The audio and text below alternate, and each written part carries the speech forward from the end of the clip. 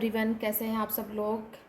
I hope कि सब अच्छे होंगे। और आज हम पढ़ने वाले हैं बादल राग क्लास 12 की आरोह बुक से। ठीक है, बहुत सारे चैप्टर हमने कंप्लीट कर लिए हैं। तो सबसे अब हम पढ़ेंगे सूर्यकांत त्रिपाठी निराला जी का बादल राग।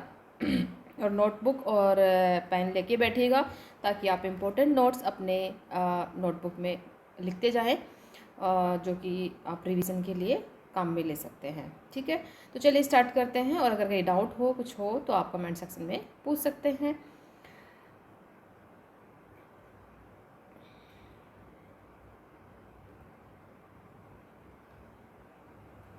सूर्यकांत त्रिपाठी निराला, ठीक है, इन्होंने अभी यहाँ पे जो हम पढ़ने जा रहे हैं वो है बादल राग। ठीक है, तो सबसे पहले हम इनकी जीवनी पढ़ेंगे, जन्म पढ़ेंगे। इनका जन्म हुआ था 1899 में। ओके, 1899 में महिसादल। ठीक है, कहाँ? महिसादल, बंगाल के, जो अभी कहाँ पे है, बंगाल के मेदिनीपुर जिले में है। पारिवारिक गांव गडाकोला। पारिवारिक गांव क्या है? गडाकोला, जो उन्नाव यूपी में है। और ये महिसादिल कहाँ है? बंगाल के मेदिनीपुर जिले में है। और इनका पारिवारिक गांव जो है वो उन्नाव यूपी में है, गडाकोला में। प्रमुख रचनाएं हैं इनकी अनामिका, परिमल, गीतिका, बेला, नए पत्ते, अणिमा, तुलसीदास। ओके, कुकुरमत्ता ये कविता संग्रह हैं। तो आपको याद रखने की ज़रूरत है कि इनकी कविता संग्रह कौन कौन सी हैं। तो अनामिका, परिमल, गीतिका, बेला, नए पत्ते, अणिमा, तुलसीदास, कुकुरमुत्ता, ये इनकी कविता हैं। चतुरी चमार, प्रभावती, बिल्लेसुर बकरीहा, चोटी की पकड़, काले कारनामे इनके गद्य हैं। 8 खंडों में, बहुत इंपॉर्टेंट है, कितने खंडों में? 8 खंडों में निराला रचनावली प्रकाशित है। अब याद रखने की जरूरत है, आपको एग्जाम में पूछ लिया जाएगा कि निराला रचनावली कितने खंडों में प्रकाशित है, तो आपको याद होना चाहिए 8 खंडों में। समन्वय मतवाला पत्रिका संपादन है, ये भी बहुत इंपॉर्टेंट है कि इनकी पत्रिका का नाम दे दिया जाएगा और आपसे पूछ लिया जाएगा कि कौन सी है और कौन सी नहीं है। तो समन्वय मतवाला पत्रिका का इन्होंने संपादन किया था। 1961 में इलाहाबाद में इनकी मृत्यु हो गई थी, इनका निधन हो गया था।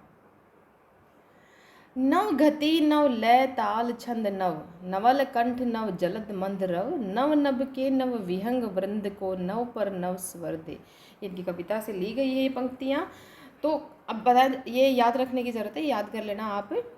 कविता को नया स्वर देने वाले निराला छायावाद के ऐसे कवि हैं। ठीक है, अब कहाँ के कवि हैं ये? छायावाद के कवि हैं, जो एक ओर कबीर की परंपरा से जुड़ते हैं और दूसरी ओर समकालीन कवियों के प्रेरणा स्रोत भी है। उनका यह विस्तृत काव्य संसार अपने भीतर संघर्ष और जीवन क्रांति और निर्माण, ओज और माधुर्य, आशा और निराशा के द्वंद्व को कुछ इस तरह समेटे हुए है कि मैं किसी सीमा में बंध नहीं पाता। उनका यह निर्बंध है ये, और उद्धात काव्य व्यक्तित्व, कविता और जीवन में फांक नहीं रखता है। वे आपस में घुले मिले हैं। उल्लास, शोक, राग विराग, उत्थान पतन, अंधकार प्रकाश का सजीव कोलाज है उनकी कविता। ठीक है, जब वे मुक्त छंद की बात करते हैं तो केवल छंद, रूढ़ियों आदि के बंधन को ही नहीं तोड़ते, बल्कि काव्य, विषय और युग की सीमाओं को भी अतिक्रमित करते हैं। ठीक है, विषय और भावों की तरह भाषा की दृष्टि से भी निराला की कविता के कई रंग हैं। एक तरफ तत्सम सामासिक पदावली और ध्वन्यात्मक बिंबों से युक्त राम की शक्ति पूजा और कठिन चंद सांदना का प्रतिमान तुलसीदास है। ठीक है, ध्वन्यात्मक बिंबों से युक्त है राम की शक्ति पूजा और कठिन छंद साधना का प्रतिमान है तुलसीदास। तो दूसरी तरफ देसी टट के शब्दों का सौंधापन लिए हुए कुकुरमुत्ता, रानी और कानी, महंगू महंगा रही जैसी कविताएं हैं। तो ये भी याद रखने की ज़रूरत है कि देसी टटकों वाली जो कविताएं हैं वो है कुकुरमुत्ता, रानी और कानी, महंगू और महंगा। ओके, महंगू महंगा रहा, महंगू महंगा रहा, रानी और कहानी और कुकुरमुत्ता बहुत इंपॉर्टेंट है। और कठिन छंद साधना वाला का कविताएं हैं इनकी तुलसीदास और राम की शक्ति पूजा ध्वन्यात्मक बिंब से है, युक्त है। धिक्क जीवन जो पाता ही आया विरोध, कहने वाले निराला उत्कट आत्मशक्ति और अद्भुत जिजीविषा के कवि हैं, जो हार नहीं मानते और निराशा के क्षणों में शक्ति की मौलिक कल्पना कर शक्ति का साधन जुटाते हैं। इसलिए इस शक्ति साध्य कवि निराला को वर्षा ऋतु अधिक आकृष्ट करती है, क्योंकि बादल के भीतर सृजन और ध्वंस की ताकत एक साथ समाहित होती है।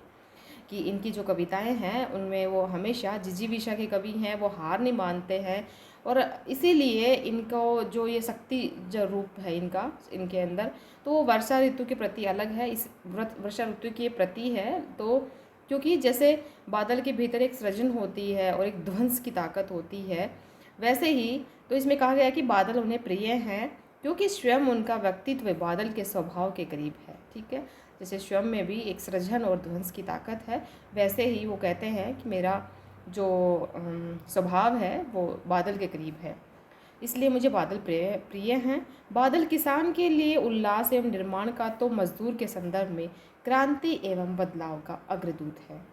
बादल राग कविता अनामिका में 6 खंडों में प्रकाशित है। अब ये यहाँ से बहुत इम्पोर्टेंट है, नोट डाउन कर सकते हो कि बादल राग कविता अनामिका में 6 खंडों में प्रकाशित है। कितने खंडों में है? 6 खंडों में। यहाँ जो कविता ली गई है उसका 6वां खंड लिया गया है, उसका 6वां खंड हम यहाँ पे पढ़ेंगे। लघु मानव मतलब आम आदमी के दुख से त्रस्त कवि यहाँ बादल का आह्वान क्रांति के रूप में कर रहा है, क्योंकि विप्लव रव से छोटे ही शोभा पाते, क्योंकि विप्लव रव से छोटे ही शोभा पाते। किसान मजदूर की आकांक्षाएं बादल को नव निर्माण के राग के रूप पुकार रही है। क्रांति हमेशा वंचितों का प्रतिनिधित्व करती है, इस अर्थ में भी छोटे को देखा जा सकता है। अटालिका नहीं रे में भी वंचितों की पक्षधरता की अनुगूंज स्पष्ट है।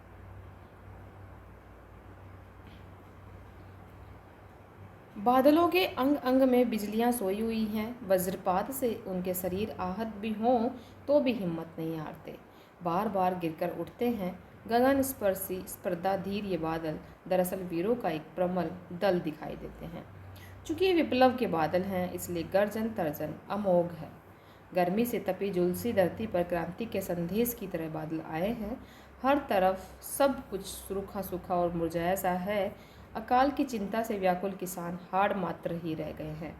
जीर्ण शरीर, त्रस्त नैन मुख, पूरी धरती का हृदय दग्ध है। ऐसे में बादल का प्रकट होना प्रकृति में और जगत में कैसे परिवर्तन घटित कर रहा है। कविता इन बम्बों के माध्यम से इसका अत्यंत सजल और व्यंजक संकेत करती है कि धरती के भीतर सोए अंकुर नवजीवन की आशा में सिर ऊंचा करके बादल की उपस्थिति दर्ज कर रहे हैं। क्रांति जो हरियाली लाएगी उसके सबसे उत्फुल्लधारक नए पौधे छोटे बच्चे ही होंगे। कहने का मतलब है जो भी क्रांति होती हैं उनमें जो भी क्रांतियाँ जब होती हैं तो उनका जो उनके जो नए उत्फुल्ल जो धारक होंगे वो हम नए छोटे जो बच्चे होंगे या आने वाली पीढ़ी होगी वही होगी। एक माध्यम से ये भी कहना चाह रहे हैं। समीर सागर के विराट बिंब से निराला की कविता शुरू होती है। यह इकलौता बिंब इतना विराट और व्यंजक है कि निराला का पूरा काव्य व्यक्तित्व इसमें उमड़ता घुमड़ता दिखाई देता है। इससे समीर सागर के विराट बिंब से ओके। इस तरह यह कविता लघु मानव की खुशहाली का राग बन गई है। इसलिए बादल राग एक और जीवन निर्माण के नए राग का सूचक है, तो दूसरी ओर उस भैरव संगीत का जो नव निर्माण का कारण बनता है। ओके, तो एक और तो बादल राग जीवन निर्माण के नए राग का सूचक है कि जीवन में भी हमें ऐसे ही होना चाहिए, और दूसरी तरफ उस भैरव संगीत का जो नव निर्माण का कारण बनता है। अब हम कविता पढ़ेंगे।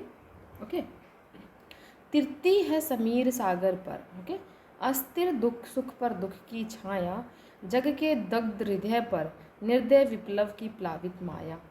यह तेरी रण तेरी भरी आकांक्षाओं से घन भेरी गर्जन से जगशुप्त अंकुर उर्मे पृथ्वी के आशाओं से नवजीवन की ऊंचा कर सिर। ताक रहे हैं हे विप्लव के बादल, फिर बार बार गर्जन। वर्षण है मूसलाधार, हृदय थाम लेता संसार। सुन सुन गौर वज्र ओंकार, असनी पात से शापित उन्नत सत्सतवीर।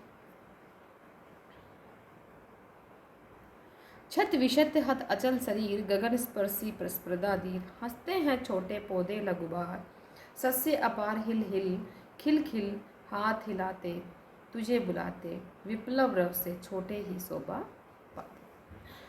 अब यहाँ पे जो कविता हमें बता रही है, जो क्रांति के लिए बता रही है कि तिरती है समीर सागर पर, अस्थिर सुख पर दुख की छाया, कि जब बादल जैसे होते हैं तो बादल कहते हैं, बादल आते हैं तो मतलब वर्षा को साथ में लेके आते हैं, इतनी गर्जना के बावजूद में एक एक सुख की अनुभूति होती है। तो वैसे कह रहे हैं कि सुख पर दुख की छाया होती है, जब सुख होगा तभी तो दुख होगा ना।